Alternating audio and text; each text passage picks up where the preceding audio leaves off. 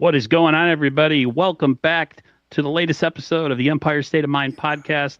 I am your host, 49ers First Takes, joined by my co-host, Dre from Dre Area Sports, Yeah, talking 2-0 49er Monday. damn Can't right. believe it. This early season, Dre, is broken exactly the way we wanted it to, considering Yes. all the injuries and all the drama that has seemed to have transpired the last couple weeks. So, I would say that right now, as we speak, 2-0, I'm feeling pretty good. I know things are going to get tougher as we go along, but we also get a lot of bodies back. So I'm trying to stay positive. I'm usually the more negative guy, but I'm feeling pretty good. Yeah, no, I mean this season so far I think has gone great. They're 2-0. With the injuries they have, they could easily be 1-1. God forbid 0-2. My goodness. But no, they should be 2-0. They have a lot of injuries to key players. Obviously, we don't have Brandon Ayuk. We don't have George Kittle. We don't have Brock Purdy. And so, if you would have told me we don't have those guys and no Demarcus Robinson until week 4, I would say there's a chance that this team could start out 1-2, 0-3 even going into next week. That is, but right now we're 2-0, and I'll take it. I don't care how they win, as long as they win the game. That's what matters. And this is going to be the kind of team where a win is a win, and just keep pushing forward as a team gets healthier and healthier moving on through the season. But dude, Aaron, they got a cake schedule. I would say Arizona is going to be a tough team for these Niners for the offense. Defense, I think, will have a good game. Right now, the Niners are really leaning on their defense, which is great because their offense is it's kind of sputtering, although Mac Jones' numbers were pretty good last week. Yeah, yesterday was an interesting game. It was slow starting, which I kind of felt that would happen going to the East Coast.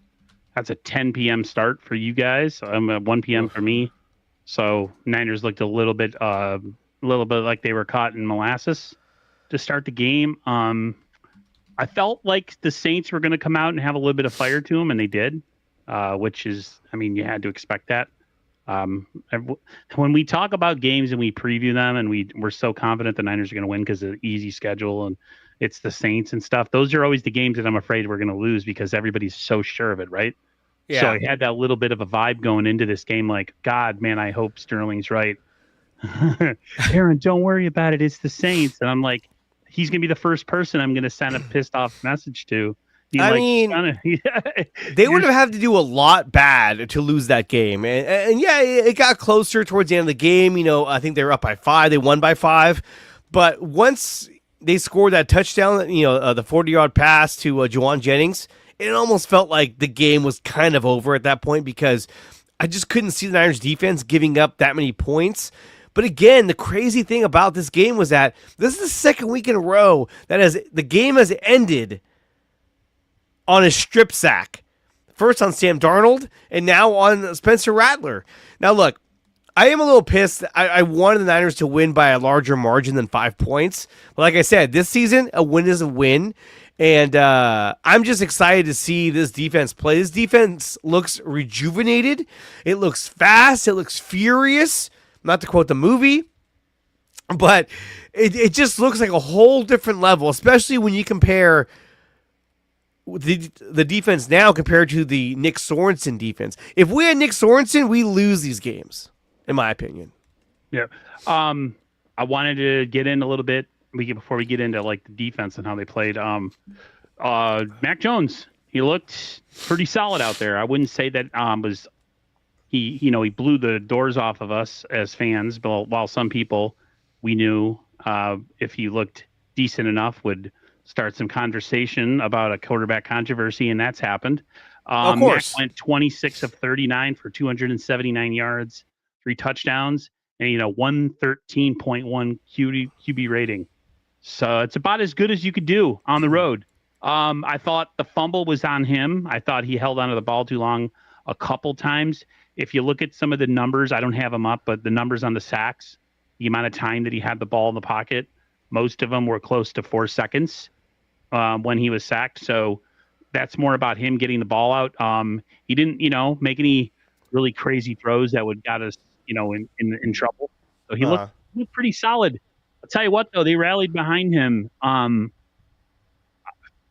learning to be more confident in this team and how they feel about each other. When you look at the Miami Dolphins as a juxtaposition of the 49ers, about a team that has, no chemistry. They don't believe in each other. They don't believe in the coach. They don't believe in the front office.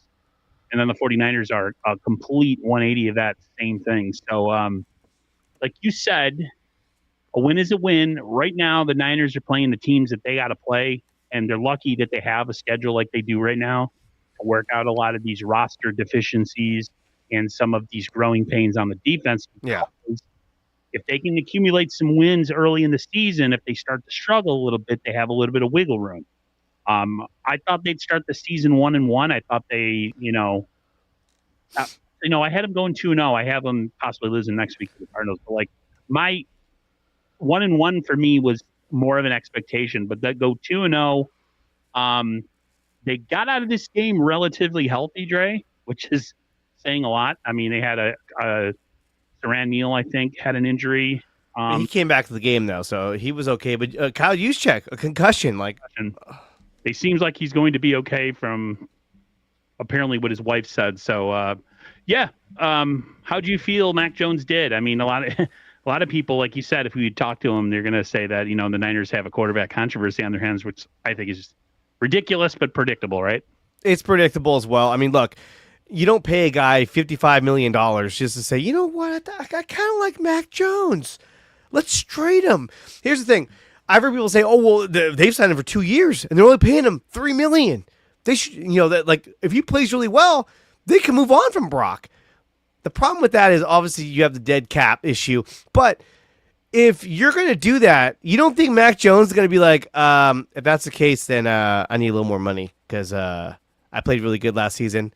So if you're willing to part with Brock Purdy and keep me, well, I'm going to cost a little more money. I'm going to hold out until you pay me more money. So it's not so cut and dry as we got him $3 million. He's handcuffed. He can't do nothing. No, it's not like that at all. But when we talk about Mac Jones, okay, so we can look at his stats in yesterday's game, which were really good. I mean, he was 26 of 39 for 279 yards, 3 touchdowns, which was great. But here's the part that stood out to me, and this is just me talking about his performance, okay? What really stood out to me was when you do the splits, not, physically, but when you look at his split stats, on third down, he was 7 of 12 for 121 yards and 3 touchdowns. He also had a passer rating of 132.3. That was his passer rating on third down. And not only that, on first down, he was 11 of 14 for 101 yards. And he had a passer rating of 96.7. So he was getting it done first down, but mainly getting it done on third down. And third down is a big defensive down, so they got to stop you. Now, look, granted, he's going against one of the worst teams in the league in the New Orleans Saints. Obviously, Kellen Moore is trying to put something together there. But, Brandon Staley was their D coordinator, and he was with the Niners last season. So he has some kind of familiarity with the Kyle Shanahan offense. But I'm telling you right now, I mean, those kind of numbers on third down, I mean, that says a lot about Mac Jones and his understanding and his comfort with the Kyle Shanahan offense. Now, some people would argue and say, well, if he's doing this good in the Kyle Shanahan offense, what does that say about Brock Purdy? What does that say about Jimmy Garoppolo? There's a huge difference between all three quarterbacks. To me, Mac Jones is really similar to Jimmy Garoppolo. The difference is that Mac Jones has got a stronger arm. He can throw the deep ball. His mobility is not that great. There's a lot of plays that Brock would have used his mobility to either get more yards or create on the fly and look for opportunities. So they're two different quarterbacks altogether, but I thought Mac Jones played a great game. And this is why going into this game, I think I even told you, Aaron, I was like, dude, I'm not even worried about Mac Jones. Why? Because this guy coming out of college, his numbers were big time at Alabama. He almost got drafted by San Francisco when they took Trey Lance. What's up, Bebop? And not only that, But this guy has already started, 3 seasons for a failing New England Patriot team? And of course, he was the backup in Jacksonville last year. But the guy has a lot of experience under his belt. He's young. He's got a strong arm. This is the perfect type of backup quarterback that you need for San Francisco. And I would argue that he's a better backup quarterback than Sam Darnold was when we had him. Yeah, he looked good yesterday. Like I said, I wasn't like overly impressed. His mobility is lacking. Some He had people a good said run. He had one good run where he kind of did the shoulder shake and then got blasted. he's real stiff. He doesn't move very well. I feel like if he's in against Seattle last week, they lose. I feel like Brock Purdy extended a lot of plays against Seattle that Mac wouldn't have been able to. But like, that's the job of a backup quarterback, though. He's supposed to be able to come in a pinch and win you football games. Mm-hmm. And I thought they played really good complementary ball yesterday. The run game still isn't all that impressive. It's still lacking. I think Yeah, I agree. looking at the offense, I think, McCaffrey's doing what he can. I think Brian Robinson's been a massive disappointment so far. I know I'm not the only one that thinks that. A lot of people are like, where's this guy that we got from the Commanders is supposed to be this, all-world backup running back? He looks a little slow and hesitant, but I don't think the Niners offensive line are playing that well. They're not. Against the run. Their pass, I don't have their grades, but I know their pass protection grades yesterday were pretty good. Again, when you look at some of the stats, you see that all three of the sacks that happened yesterday were mostly due to the fact that Mac held onto the ball too long. But I mean, again, winning on the road, first 2 games, young defense, a lot of injuries. Right now, as we speak, on September 15th, 2025, the Niners are 2-0. They're in the best possible scenario, considering, again, roster deficiencies and other things. Brand new defense with a lot of young players. They had like 5 players yesterday playing on defense that were young. So, like, you take all that into consideration. I think so far so good. Still think that this is going to be a tough one for us this year, just based on a lot of factors. But Rich, I forgot what it said. Was it Richard Sherman or whoever said it? Like 2-0 is 2-0. You don't care how you win it as long as you do. And like I said, it came out relatively healthy. So I'm looking forward to next week. It's definitely going to be more of a challenge for sure, because we showed once again that we still have a hard time stopping mobile quarterbacks. It's still a problem. So definitely going to be a challenge next week. But I'm concentrating right now. 2-0. Happy Monday. Very cool. It's pretty. It's a good feeling. I'm feeling good right now. Yeah, no, definitely. And I think that, when you look at the injuries, or we talked about, the guys who were injured, but also Ben Barch. I mean, the guy is like a walking IL. He cannot help himself. He's like, oh, I'm out. Like, it's just a matter of time before this guy gets hurt. But I thought Connor Colby came in and made a huge difference on the offensive line. I thought in his run blocking, his pass protection, he just looked better. He looked stronger, younger. I think Ben Barch is a good player, but I think Connor Colby is going to take over that spot, and it won't be very much longer before he eventually just takes over. So I was happy to see him get in. Sad to see Barch get hurt again, but the guy is not durable. The guy gets hurt constantly. I think he played only like 1 game last season before he got hurt. So look, love Ben Barch, but the guy can't stay healthy. I think Connor Colby is going to take over that spot. If not next week, the week after. Yeah, he looked good. Did well yesterday. He just looks like an offensive lineman. I think I have, it's the one thing I do have that I could bring up. Give me a second. It was his stats yesterday. Let us bring it up. Where is it here? All right. We'll bring this up in a second. But it gave you some of his pass blocking grades yesterday. Hold on one second. Should have had this ready to go. So I know everyone watching is like, "Oh, the hell with this!" So he So it says that 49ers had a pass block um, win rate of 80% on Sunday. That was fourth best among teams playing yesterday, and their best team since the 2022 season. And it says rookie Counter Colby and for Ben Barge had a clean sheet, 100% on 35 pass blocks sets. Pretty impressive.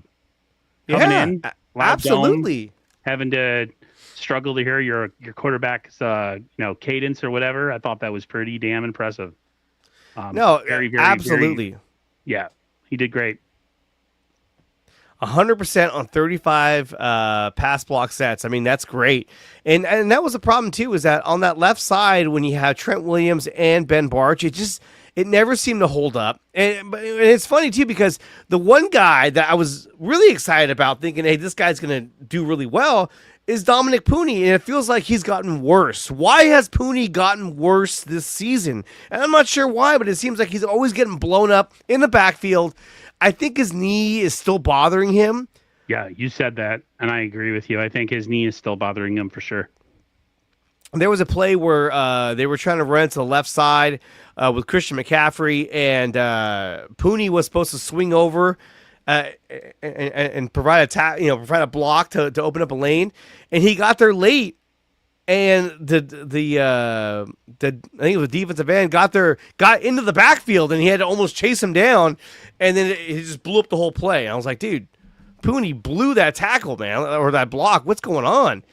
But ever since he hurt his knee, he's been hurt. He hasn't played the same since that knee injury. Yeah, he Can you go look at Aaron's Twitter right here? Yeah, or X? Oh, sorry. I forgot that I was moving stuff around. No, I just think that he played. I think he played well considering the situation. Absolutely. But Pooney, yeah, I don't know what's going on with Mr. Pooney right now. He's definitely taken a step back. I think even Sterling talked about it a little bit after week one that Dominic Pooney is struggling. So, and I really think it's a knee injury, and I think that the knee is still sore. I think he's slowed by it because he doesn't look the same. He doesn't look the same offensive lineman that he was last season, but still, seeing him out there, I mean, seeing those guys out there, Connor Colby, I felt better about that. I thought their O-line looked better.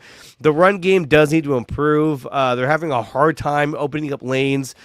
We haven't seen McCaffrey have that big gasher run or one where he breaks away. And I mean, we saw in 2023 he had multiple times where he'd break one loose and all of a sudden he runs for 40 to 60 yards and get a touchdown. We're not seeing those big runs anymore. We're seeing these short intermediate runs. He's doing a great job. He's doing what he can. What's up, 49er Media? But I think that Connor Colby is going to help. And I need to see Dominic Pooney play better. And like I said, I feel like it's the knee. But the run game, it's just at times it looks really good. And at times it just doesn't do anything. At times it's getting blown up in the backfield. And I'm like, oh my gosh, what's happening here? And you had mentioned Brian Robinson.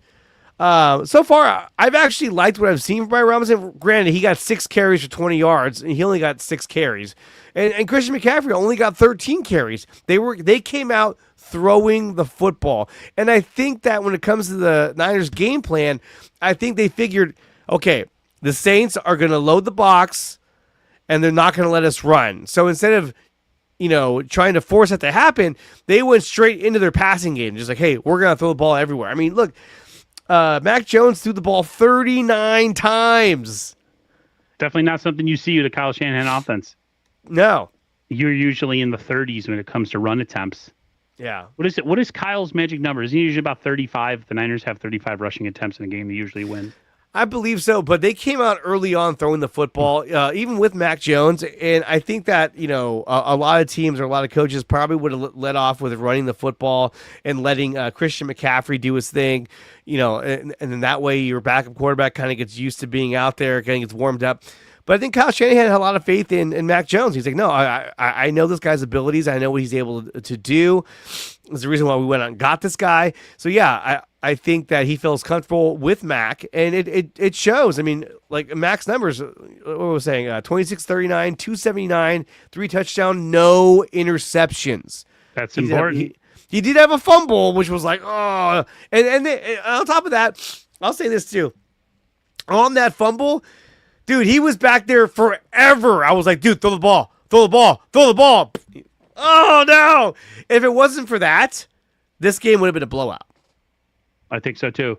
Yeah. I wanted to mention, I want to have some honorable mentions here. I thought Juwan Jennings toughed it out yesterday. He Saw him did. get up. He had an ankle issue. It figures you come off of being out all training camp and then you get into the season and you have a lot of injuries to the player that held out. So, Yeah. but he toughed it out, fighting through a shoulder and now an ankle. He made a massive catch to essentially seal the game. It was still close to the end, but a huge touchdown throw to Juwan Jennings, which was key. He's slow as molasses, but he still got in the end zone. I think Ricky Pearsall he's looking solid. I think Ricky Pearsall will actually become better when you have more targets to throw to, where he can kind of get a lot of one-on-ones and do his thing. But I agree.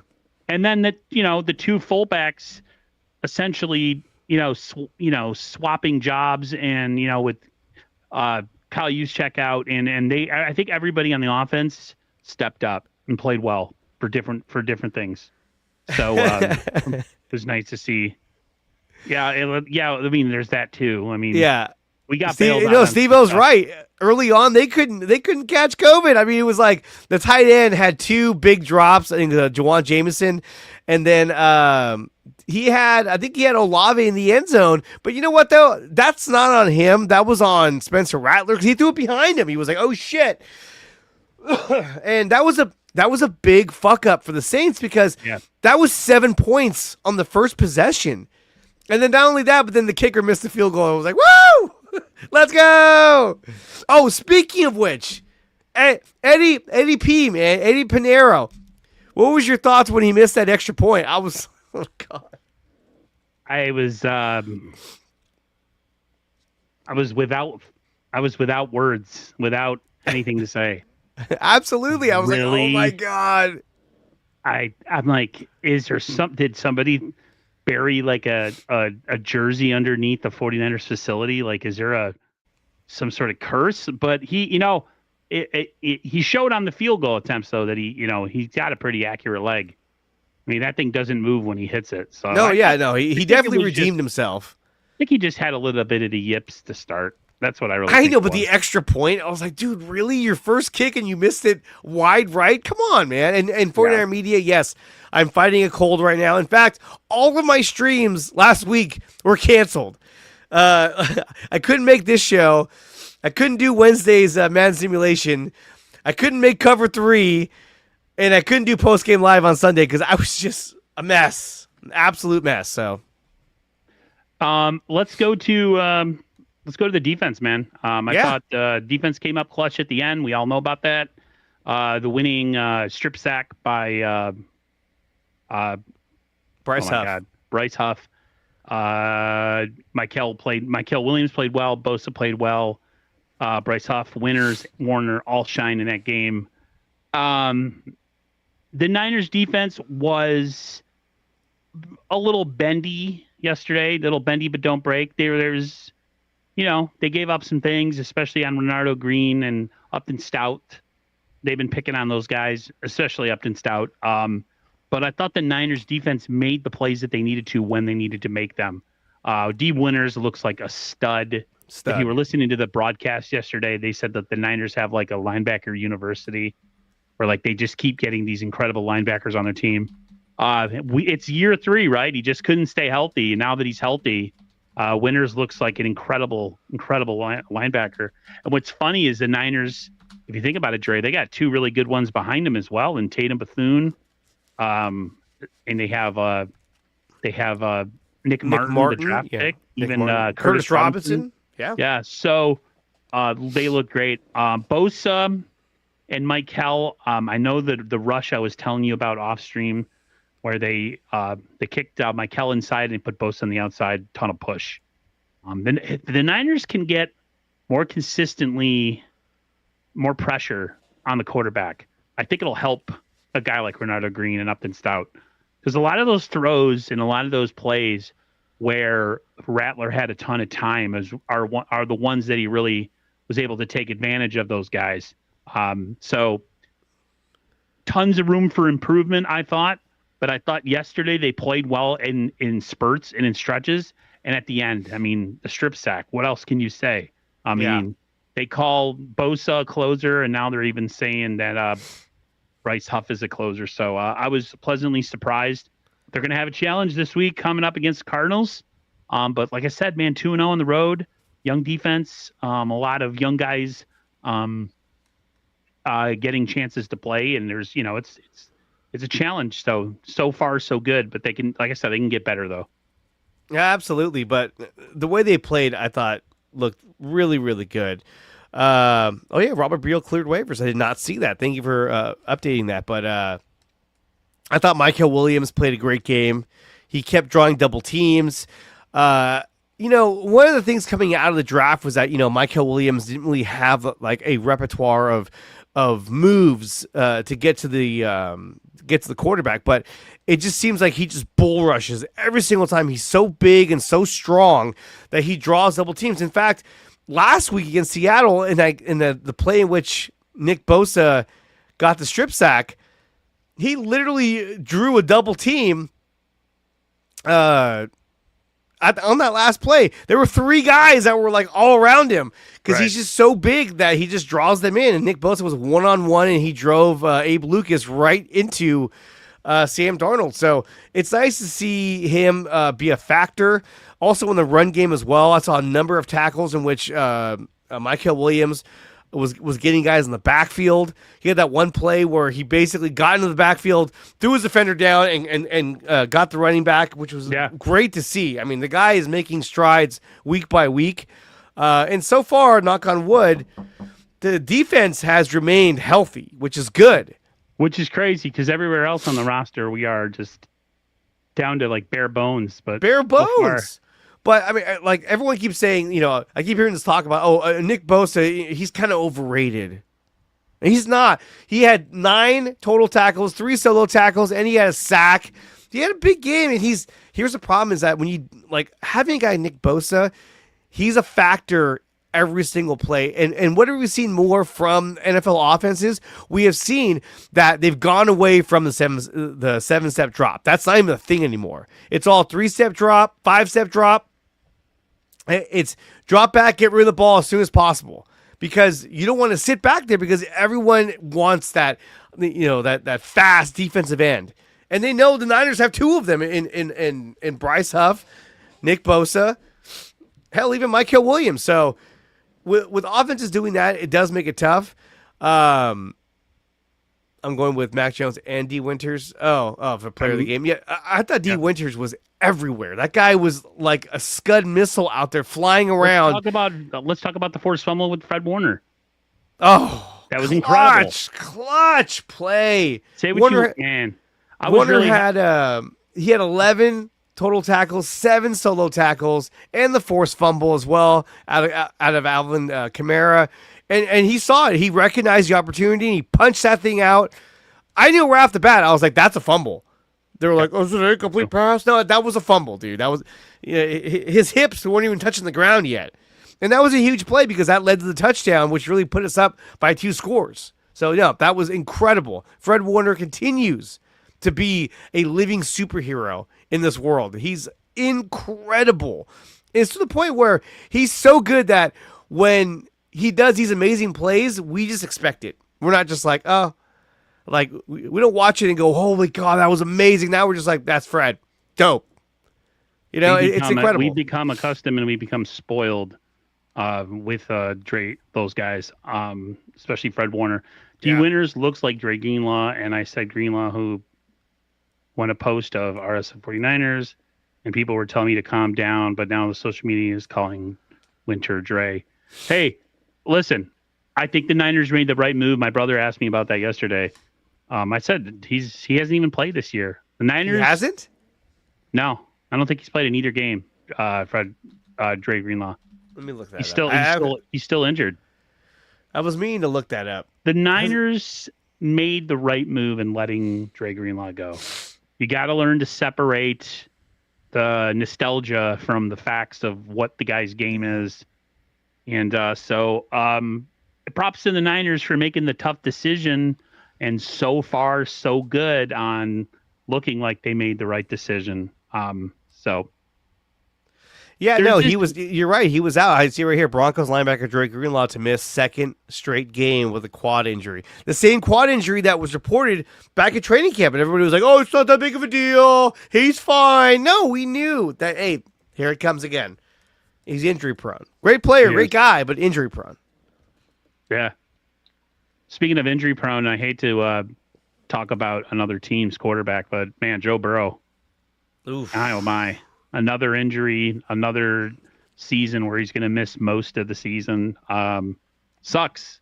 Don't really care for the Bengals. I think they're overhyped with him as quarterback. He's an incredible quarterback, but like I said, he just can't stay healthy, and he hasn't won a chip, and everybody likes to crown him as, best in the world or close to the best in the world. But I do feel sorry for him. What happened? It's too bad. I mean, we're talking about turf toe. Turf toe. Yeah, he's got a legit turf toe, not a turf toe variant, whatever that means. What does that mean? But see, here's the thing. Variant. Look, 49 Media is right. Look at Jaden Daniels is hurt. Josh Fields is also hurt. See, these guys are going to get hurt. And here's the problem is that who are their backups? Who's the backup in fucking Cincinnati? I don't even know who he is. I don't know either. But we have Mac Jones, and that was a huge get. Now, look, when you compare this team to last year, instead of Mac Jones, if it was Brandon Allen going out there, I'd be like, we're probably going to lose. Oh, absolutely. We saw how bad he was. I was like, oh my God, this is Brandon Allen? He looks terrible. And I'm glad he's gone because he sucked. And they brought in Mac Jones. I'm like, yes, give me a real backup quarterback. If you have a really good starting quarterback, you need to have a really solid backup. You have to. Montana had Young. Young had Gerback. Troy Aikman had their old coach. I forget his name. Jason Garrett. He was a solid. He got the job done with the they had a lot of tools to work with that big offensive line and Irvin and Alvin Harper and all that stuff. So like, you got to have a guy that if the quarterback's going to miss 2 or 3 games, a guy that can come in and not be completely overwhelmed and just get completely crushed. You got to have somebody that can toe the company line, so to speak. So props on the Niners for making the move.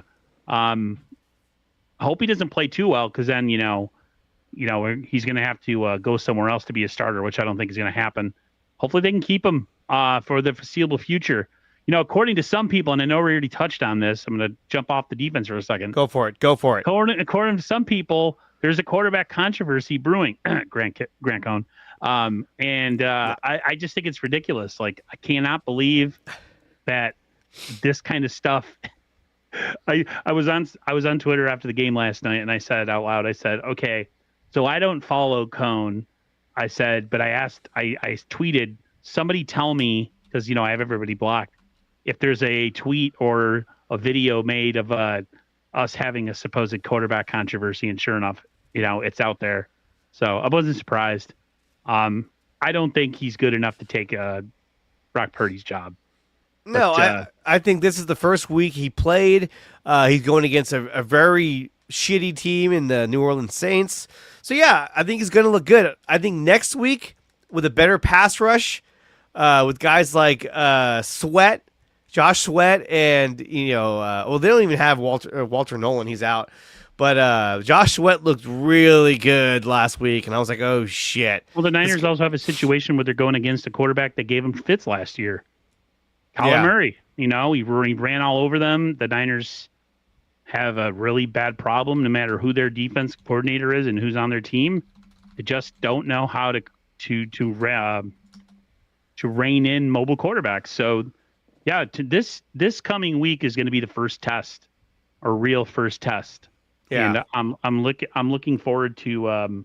I like to see, when they say you could take a temperature of your team, or you take a barometer test, like how good are we, or are we just beating up on bad teams? So we're gonna see. Again, we're not talking about the Cardinals, but like, we're gonna know a lot more next Monday of like kind of where the 49ers really sit. Well, again, we're going against a Cardinals team that has their starting quarterback, that has Marvin Harrison Jr., a lot of their weapons, McBride, their tight end. So there's going to be a lot for the defense to really, and that's good news too that they're able to sign Beal to the practice squad. They didn't lose him. They don't lose anybody. All of a sudden, nobody plucks the players from the Niners anymore. It's getting crazy. But the Niners defense is going to have a lot on their plate, and so they need to be able to contain these guys. Not to mention, you still have was James Conner, their running back, the guy who could run over almost anybody. So and we had a hard time stopping them last year, and our run defense still looks a little suspect. We need to get better. We need to tighten up.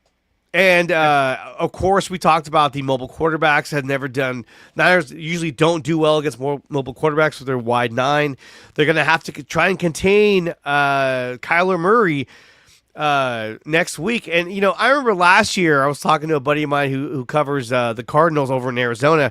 And I asked him, I said, he thought they were going to get blown out, the Cardinals. And I told him, I said, one of the problems that they're going to have is trying to stop Kyler Murray because they don't do good against mobile quarterbacks. And what happened? Kyler Murray took off and ran for a freaking touchdown all on his own. It was like a 60-yard touchdown run. I was like, unbelievable. Yeah, it was crazy. They're gonna. That's Wait, one of this. Is this real, Philly Mike, or are you just talking shit? He says Jimmy G got traded. Let me see. Where? Did he to the Bengals? No, that's not real. That's not real. There's speculation that they could go for him. I see, but I don't see that one. But 49ers throwback, yeah, Nick Sorensen, he sucked. He also throwback writes the Cardinals are currently the 30th team rushing success at 34.7 through 2 weeks per NFL Next Gen stats. That's good. That's good for the Niners. It's really good for the Niners. Where are we here? Cardinals are currently. Yeah. Niners need to get the running game going. I hate Philly and I hate the Chiefs. I find it funny though that the Chiefs are complaining about official calls. Told my brother, it's like I know it's like you have no right. You have no right. And you know what? I'm so sick of people saying like, oh, well, they only beat us because we just didn't show up to play that game in the Super Bowl. No, you lost again, and you were at home, and you just got beat. So I think, Chiefs fans are probably saying like, oh, God. It's kind of like when the Warriors started losing in the playoffs. You're like, ooh, there's an end to this? Oh, God, that's not good. But you know what? You still got Patrick Mahomes, so, hey. He's still doing. I was watching that game last night, and I was telling my brother, he still has a cannon. Oh yeah, that late game bomb that he threw touchdown. I was just like, wow. Well, that and he has that he has that knack for playing in the clutch because he's done it so many times. I mean, it's really really hard to win. He won 3 Super Bowls. He lost 2 of them. He's been to 5. That's very hard to do. He went to 5 in like 6 years. That's incredible. Hey, Joel only went to 4, but he won 4 though. He won 4. He won 4. You know what though? And I know this has nothing to do with what we're talking about. The Niners during that era had a lot of competition. The NFC was actually really good during the 80s and 90s. You know what I mean? Redskins, Giants. There was other teams out there that were winning. The Bears. It wasn't just the 49ers that were sitting there winning Super Bowls. So sometimes I get a little bit frustrated in this era because I feel like you have these franchises. How about Mac Jones, 49er access? Yeah, I thought he played well. Or excuse me, for Sterling. I thought he played well yesterday, Sterling. I still don't think there's a quarterback controversy brewing unless you want to start that. I don't think so. I mean, look, this is like I said, this is why you went out and got a guy like Mac Jones, because if Brock were to suffer an injury, you need to have somebody to go in there who can right the ship, and that's why they got him. This is the same reason why they went out and got Sam Darnold that 1 year, but now they have Mac Jones for 2 years, which is great. So I really like the acquisition of Mac Jones, probably one of the best acquisitions in the offseason, because he provides insurance for your team. And the guy threw for 3 touchdowns. He threw for almost 300 yards. He threw 3 tutties. Sterling says, I told you to be confident, Aaron, against the Saints. You're right. The Niners, listen, I'm going to say this. You were right. The Niners are clearly the better team. Don't Still, ever tell though, him he's right, but still. that game, it was one of those games yesterday where it could have been like we're super overconfident. We go in there, and then Spencer Rattler looks like Patrick Mahomes. I still think the Niners, they got away with some stuff on defense with some drops and stuff. So the Niners defense really, I thought the Niners offense handled themselves well. So as far as that part, Sterling's right. They did what they had to do. You know what I mean? They scored over Yeah. 20 points. They scored 26 points on the road, more than enough.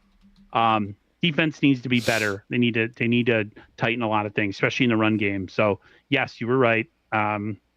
You are the all-knowing, all-powerful Oh God! 49ers. Don't give him that kind of platform. No, we love Sterling, but no, I was right. Rather was impressive. I thought he played a good game. But he also had some bad passes too that led to their loss. I mean, that opening drive, like we talked about earlier, that should have been a touchdown, but he threw it behind Olave, who couldn't make that catch. So still, he played a good game, but he also had a lot of mistakes that led to his team losing. So he's the poor man's Patrick Mahomes. Is what he's got a great name though. He's got a great name. Go ahead. No, he's got a great name. Spencer Rattler, like that's I don't understand name. what's going on with his hair though. Is he a real ginger? I couldn't tell you. I know because this is what red hair looks like. Okay, I know. His was like blonde, so maybe he's got like some bleach thing going on. I don't know. Yeah. I was right. Rattler was extremely impressive. And real question though, y'all worried about Ronaldo Green a little bit? I also think that some of the plays that they got him on, there was a lot of time for the quarterback to throw. You know what I mean? There wasn't. I think. Yeah. Go ahead. I think when it comes to Ronaldo Green, the problem with him is that nobody is throwing at Demo Lenore. And so they're like, just go left. All they're doing is throwing to that one side. And so it's up to him to what's up, David McNiner? It's up to him overrated. to make that adjustment. But that's the problem though, is that everyone talked all this smack about Demo's not that great, or he didn't rank as high as everyone thought he would. But look, no one's throwing his way. No one's testing Demo Lenore, on the regular. They're throwing to the other side, and they're going after the second-year player in Ronaldo Green, who is, I think he's doing his best. But when you're getting thrown at almost every play at a high percentage, that's tough. Upton Stout is been a little bit 50-50 out there too. I thought. I think he's been really good. No, I thought he looked good too. I thought that penalty towards the end of the game yesterday was garbage. I thought he had perfect coverage on him, and he had a great breakup. The one thing I noticed about these Niners corners though is for the most part they're pretty much with their guys.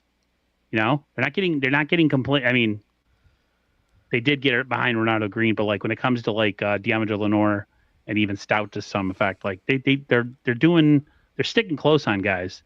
I think the one thing with young guys like Upton Stout, they tend to get a little grabby when they get beat. They always panic, and it's happened a couple times with him where like, oh God, the guy got past me, honk, and he just grabs onto him. So, listen, I feel like this defense is going to be an unfinished product until late in the season. So we're seeing all the blemishes that they have right now, and the Niners still got a couple wins on the road to start the season. Like I said, the biggest test is going to come next week against better competition. Yeah, that's going to be a barometer test. I think we're going to get more of a feeling of what this team is. Is it though? I mean, I'm trying to find them right now on their total defensive rankings. The Cardinals. It's less to do with their defense, though, Dre. It has to do with I mean, in terms of like, are they going to be able to stop our offense? I mean, the Cardinals had the 16th ranked offense in the league after 2 weeks. The 16th ranked defense in the league. And the Niners have the number 4 ranked defense in the league behind the Colts, the Browns, and the Broncos, which is like, what? Which isn't bad. You would have told us before the season. I think a lot of us would have told you, yeah, I don't see that happening. So, hey, I'll take it. Offensively, we're ranked number 7. This is all according to Fox Sports. Cardinals offense is ranked number 21. That's not good. we have a total of 384 yards. The Cardinals have a total of 276 yards and 2 touchdowns compared to the Niners. Well, they only have 2 touchdowns as well, but more yards. Go ahead.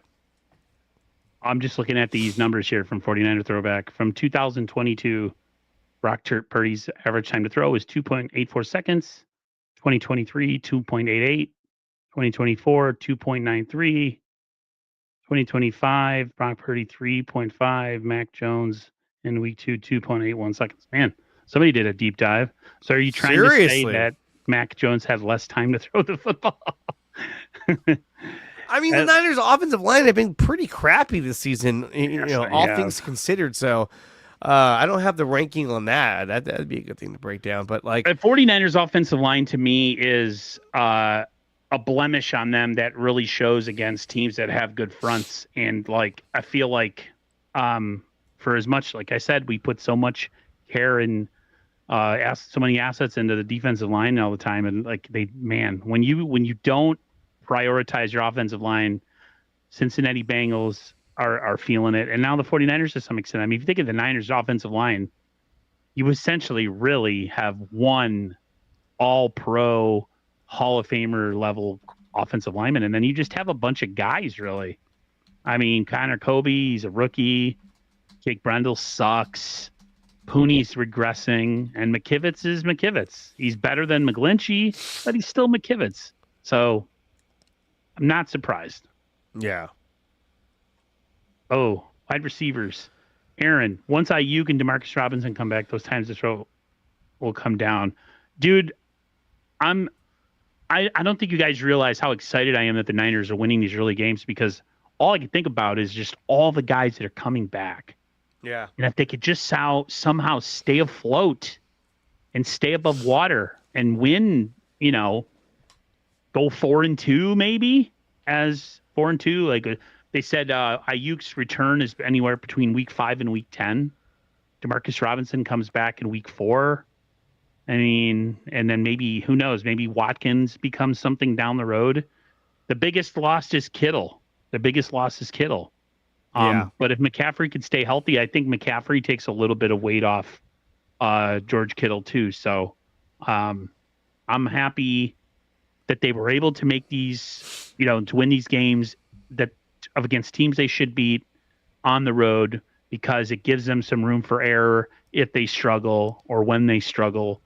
And it just makes me more excited because they're doing it with such a depleted roster right now. That's the part that gets me excited, because it's almost like acquiring a mid-season trade. You start getting all these guys back and you're like, oh, imagine the offense when so-and-so comes back. I mean, imagine the offense in week 10 when we have Kittle and Demarcus Robinson and Ayuk maybe. Things are going to look way different. And now teams can't sit in the box as much, which means the running game is going to be better. So like those kind of things, them winning early excites me, because now all that stuff becomes things you can get excited about. Yeah, they definitely have a disadvantage right now in the sense that they don't have, Ayuk, they don't have Kittle. Juszczyk got knocked in the head and he left the game. So, and they're making it work without those guys. And the fact that they're 2-0 is huge. And they have a chance to go 3-0, even 4-0, because I really don't think that the Jaguars are that threatening of a team. But again, we won't have Kittle. We won't have a lot of the guys that we want back. They won't come back till week 4. Actually, no, they do come back against the Jaguars, I think. Regardless, they've done a great job at, staying afloat and keeping the offense moving. I mean, they scored 26 points last week, which was great. But definitely, this team's going to get healthier and healthier. And when it comes to the receivers, talking about, we have this guy and this guy. What happens when Ayuk comes back? What happens when Demarcus Robinson comes back? You never know who's going to get hurt. I mean, you already got Juwan Jennings dealing with, a shoulder injury. You got other players dealing with injuries, so you never know who's going to get hurt. So we have to be a little bit cautiously optimistic too. You are right, because we could lose somebody as we're getting somebody back. So. Well, and they have to lose somebody because you also got Jordan Watkins as well, so you don't want to expose him to waivers. So you may lose a guy like a Marquez Valdez-Scantling, or you might lose whoever else we have down later in the depths. But That's the problem they're running into. They weren't planning on having a guy like MVS, having a guy like Kendrick Bourne, because they had Jordan Watkins, they had Juwan Jennings, they had these other guys. But now these guys are all getting hurt or suspended. So it's going to be interesting to see how they kind of play that game. Something that wasn't talked about, or at least we haven't talked about yet. Tommy Morstead had 2 really big good punts yesterday. Hal Shanahan was talking about it. Yeah, he did. To pin them inside the 10-yard line twice. So props to Morstead. Props to Pinero for making kicks. And special teams, other than the missed extra point, was the non-issue. Yeah, like yesterday, hey, which wow, was like, look at that. When we actually tackle on special teams and make kicks, I don't think people realize how bad things have been when the things that happened yesterday are like this big, overwhelming thing that we have to talk about because it's been so awful. And everybody else with their team doesn't even think about special teams. They don't think about field goals being missed or punt coverage. They're like, those guys always do their job. What do you mean? Like, what is it like to have a kicker come out and you're like, he's going to make this? We haven't known that for 2 years, bro. Like, every time he went out there, everybody was holding their breath. Every time. And now, and it's funny that Pinero missed the extra point to start the game, but then he was so money after. So, yeah. Like, for special teams, if it can keep being the way that it is, I like to not worry about it. Like, it's been so bad for so many years. Them to have a game like yesterday where like that actually was a contribution to the victory is kind of sad. But we haven't seen that since great. Robbie Gould, you know. And that's the thing too, is that when you look back when we had Robbie Gould, he accounted for a lot of the Niners' offense. I mean, they kick a lot of field goals, and they're always putting points on the board. Yep. And that's what they couldn't do the past 2 years because Jake Moody was so unfucking reliable. And then it was funny that we cut him, and he gets picked up by the Bears on their practice squad. I was like, what? Already? Go to the Bears, dude. Go sink on there. That go have fun. Misery ship. Wait till the winter kicks in. Oh. Well, didn't he kick in Michigan? He did kick in Michigan. He did. So he may be used to it, but still.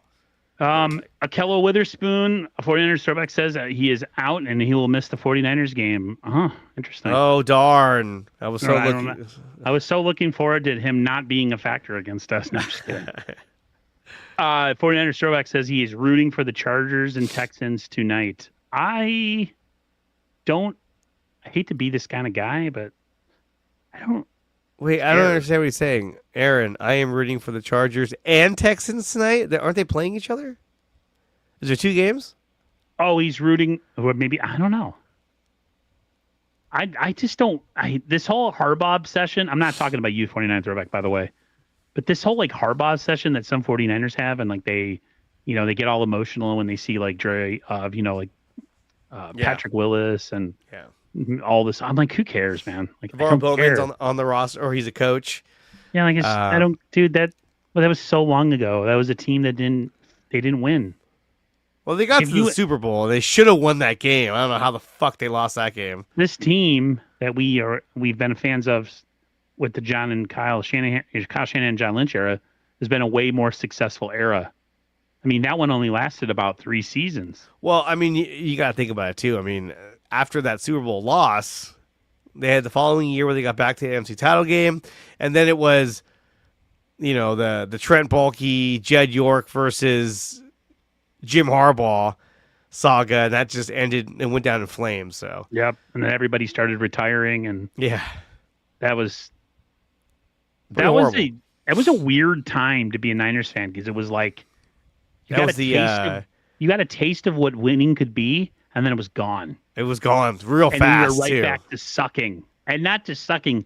We were bad, like bad. Like, oh, they're 7 and 1 out. No, we were like 4 wins, 3 wins. It was bad. Yeah, that was the Jim Tom Sula era. Yeah, farting at the press conference. Chip Kelly, remember that? Oh God, it was so bad. Blaine Gabbert was the quarterback. Blaine Gabbert. Oh my God! And it was funny because I I was excited when they brought Kaepernick back. I was like, oh, maybe he'll do something, and it was just a mess. Did you hear that recently that Kaepernick was like, oh, if teams are serious about winning championships, they would sign me. You haven't played in like 5 fucking years. What are you talking about? He hasn't played since 2016. That's ridiculous. Not that he hasn't Yeah. played that to say like, oh, if teams want to win, they ought to look at bringing me on. To do what? To not still be able to read a defense. But it's crazy though to think about that because at the end of the day, like what happened to the Kaepernick, the way his career tanked, it sucks because I mean he was the next big thing. That year he started for us and went to the Super Bowl. I mean this guy was throwing absolute lasers. It was like, man, this is the guy. This is it. It's him and Russell Wilson. These are the guys that are going to take us into the next generation. And look, Russell Wilson's still playing.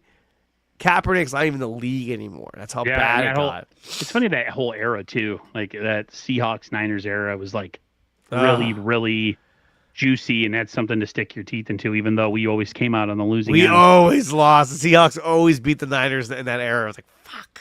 So, but we've pretty much touched on everything for today. I don't know if you have anything else on your mind. No, I mean, look, I think Mac Jones played a really good game. I think he'll have another really good game. Now, what's one of the knocks on Mac Jones? One of the knocks on Mac Jones is that when you bring pressure up the middle, he struggles with that because he's not very elusive. But the Niners did a good job at containing that. They had a couple of times where they sent safeties in on a blitz right up the middle, and they were able to kind of slow that down. But you didn't see a lot of linebacker blitzes up the middle on him. I think that with Jonathan Gannon, he's a much better defensive coordinator. Or he's the head coach, but his defensive schemes are going to be a lot harder on Mac Jones. I think you're going to see Mac Jones be pressured more often.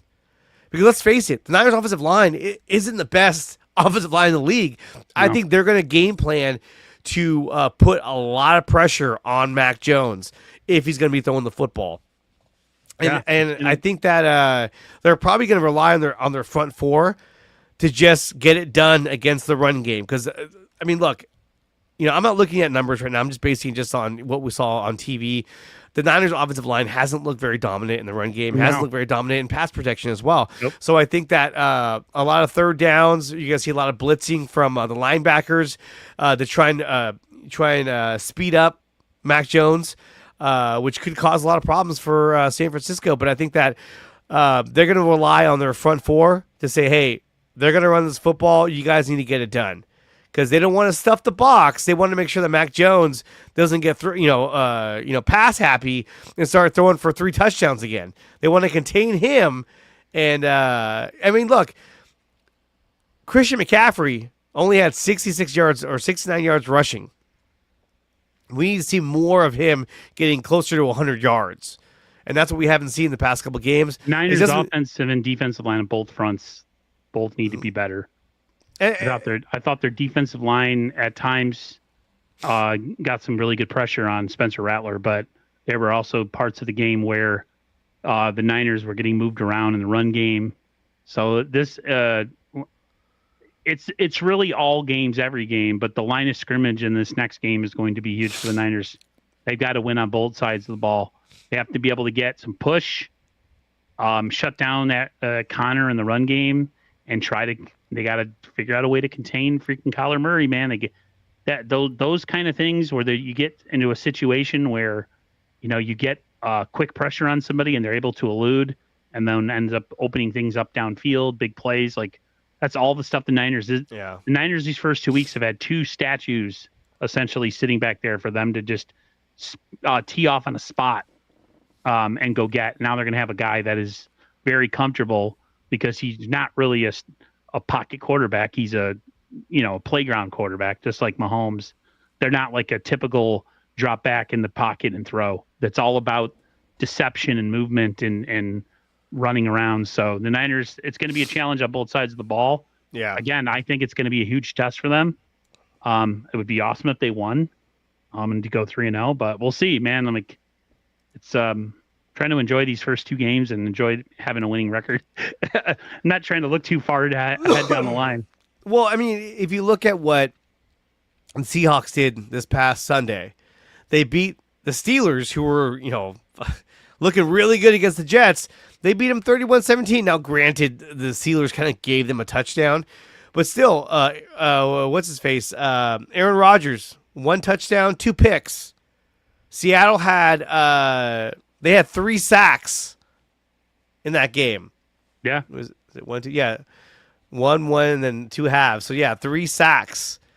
So their defense is not it's not a joke. They have a pretty good defense, and Mike McDonald, that's what he's known for. I mean, he was the defensive coordinator over in Baltimore, so he's changed that whole culture over there for their defense.